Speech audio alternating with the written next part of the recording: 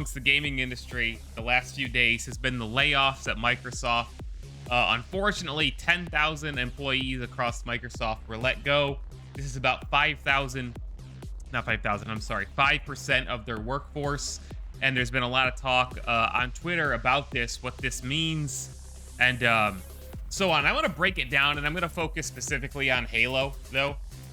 I'll give you an overview of what's happened, my thoughts on it, and then talk about the future and the state of Halo. Because if you look on Twitter, as it has been for however long on Twitter, the future of Halo is dead. 343 is dead.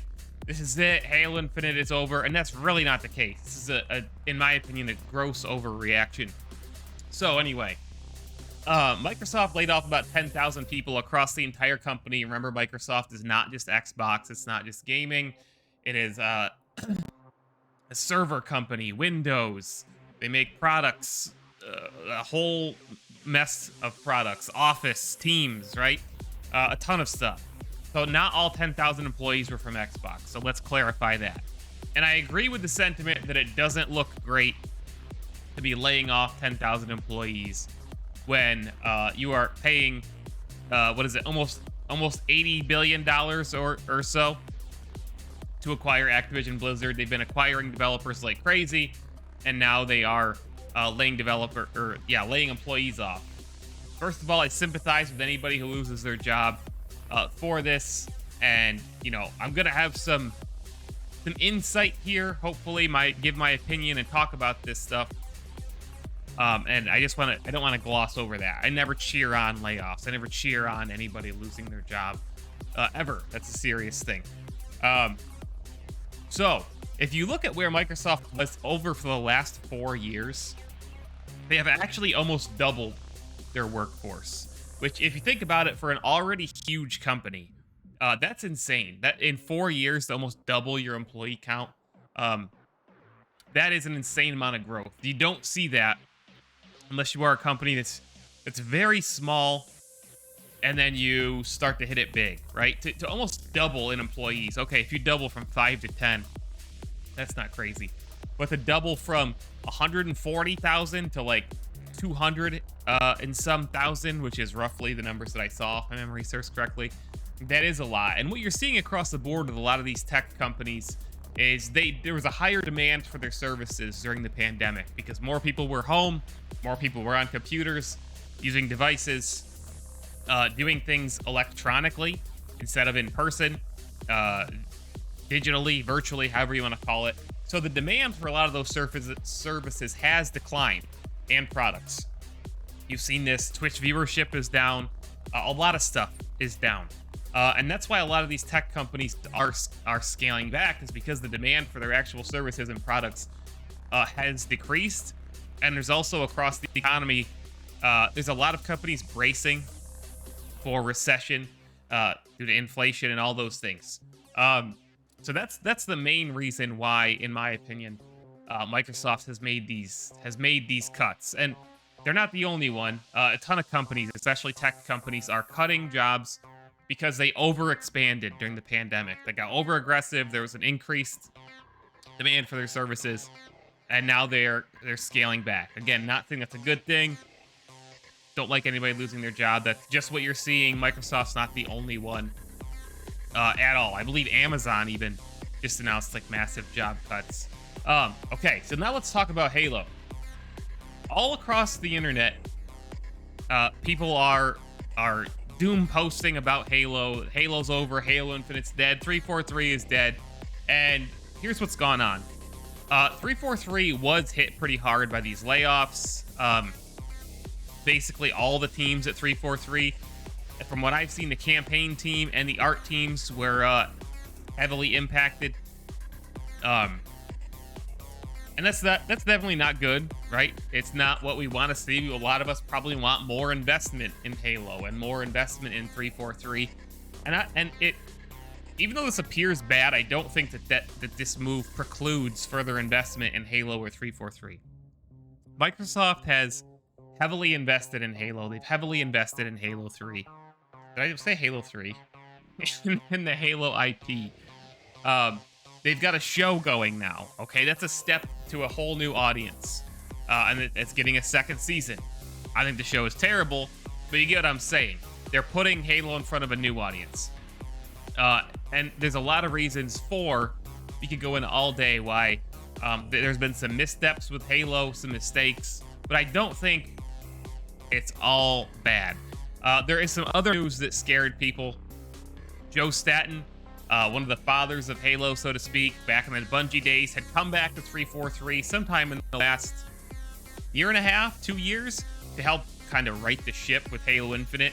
I believe he was there for about the last year of Halo Infinite's development before launch, and then up until now, a whole nother year post-launch. And by all accounts, it seems like Joe did a really good job and really helped get the game out the door. Get the campaign to be in a really good state. The multiplayer, the mechanics, as you guys know, I feel Halo is one of the best shooters on the market. We all know it has not received enough content and content updates. But hopefully things are turning around as Season 3 and 4 come, because now we have Forge. We're getting a Forge playlist. We're going to get a whole bunch of other stuff in Season 3. I'm not going to get into that here. But it seems like Halo Infinite is turning a corner, right? And that's the hope. But because these cuts have occurred, everybody's freaking out. I get it. But here's the thing, guys. There's a new studio head at 343. Bonnie Ross is gone. And he probably has a new vision for Halo and for 343. I mean, that's his job. He probably has things that he's asking for that have a cost. And you got to come up with that money somewhere. And sometimes that means cutting other things. I'm speculating, but that's kind of how business works. You have a budget, and if you want to spend, $20 million on X new initiative, you have to either cut $20 million out of your existing budget or come up with a new $20 million in new revenue, or a combination of the two. My guess, with the Halo Infinite budget and Halo Infinite as we know it as a product, how it's been perceived, there's probably a lot that they plan to do with Halo Infinite's campaign side, the single player side, so to speak. But we all know that didn't land the way that they wanted it to with players. There was it was meant to be a Destiny style game with, I'm assuming daily missions and replayability and kind of game as a service. And we all know it did not get there. This has been chronicled by a lot of gaming websites. It's an outstanding Halo campaign, probably one of the 3 best, in my opinion. Halo CE, Halo Reach, and Halo Infinite, in my opinion, are the best Halo campaigns. But it does not have a lot of replayability. It is not generating new ongoing revenue. And I really don't think that, even though it's a really great campaign, I don't think that a lot of people played the Halo Infinite campaign. I think, 25 million people have played multiplayer because it's free to play. But the campaign was either on Game Pass or you had to pay the $60 for it. And everybody I talked to, even seasoned Halo fans from the past who I grew up with, a lot of them didn't play the campaign. It's just a fact. And I think further investment in that campaign, I think Microsoft and Xbox on 343 are probably looking at it and saying, we botched this. Like it or not, we screwed it up. And is further investment in this really... I'm not saying they won't do anything with it. Hopefully we get new story content and such down the road. We all know they trademarked Halo the Endless. We don't know what that is exactly. There's lots of rumors and speculation. And I'll get into that later as well. But my guess is there was more in the budget for future Halo Infinite campaign content that's just not gonna get utilized. They figured it'd probably be it probably costs more than they would generate out of it, and they're making those cuts. At this point, I probably think that's the right call. Unfortunately, I don't want to see. I personally, I would love more Halo Infinite campaign content and further stories to be told. This is supposed to be a 10-year game. And I still hope that it is. But something needs to change, because we all know the Halo Infinite campaign did not land as Microsoft expected. It did not come out like Microsoft and 343 expected. It wasn't a Destiny-style game. It was a more traditional-style Halo campaign, but on an open world. And it's great. It's friggin' great. but it's not game as a service. So what should 343 be focusing on? The multiplayer. We all know this. It's been this way, as great as the Halo campaigns are, carried by the multiplayer. We absolutely know that they need to invest more in the multiplayer and get more content out the door. That's been Halo Infinite's biggest barrier, is content. So as they shake things up at 343, and let's face it, guys, even the staunchest 343 fans, or however you want to call it, we can't argue that 343 needs a change in direction, right? We know the content hasn't been there. As great as the content that we have is, and I will defend that all day, the game feels great. The levels are, the maps feel amazing. They're well designed. The weapons feel amazing. It's a super competitive game that's just so much fun to play. There hasn't been enough content to make it one of the top shooters as far as players and player retention goes. So they need to invest more in multiplayer, and hopefully that's what they're doing internally, is reprioritizing and focusing more on Halo Infinite's multiplayer, and hopefully the game will turn a corner with new direction at the studio and such. Now, for everybody freaking out about the future of Halo in light of these job cuts, again, I don't favor the job cuts, but we already know Halo has a future.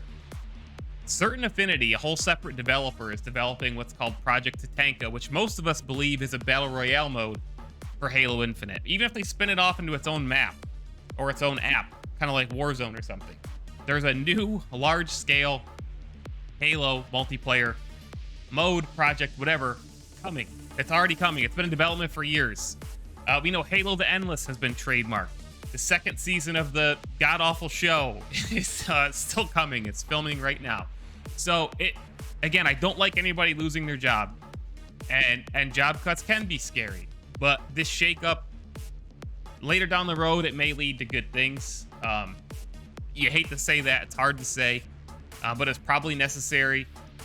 And I think the biggest thing we need to take from it is we can't doom post about the future of Halo. Like, Microsoft has heavily invested in Halo. It's not where it needs to be. It's not where it should be as the most famous Xbox IP of all time.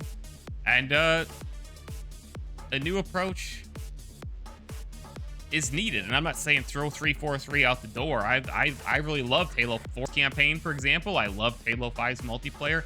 I love Halo Infinite all around. And I want 343 to succeed. Why wouldn't I? They're in charge of one of my favorite franchises of all time. But again, while I feel for everybody who lost their job, I don't like that at all.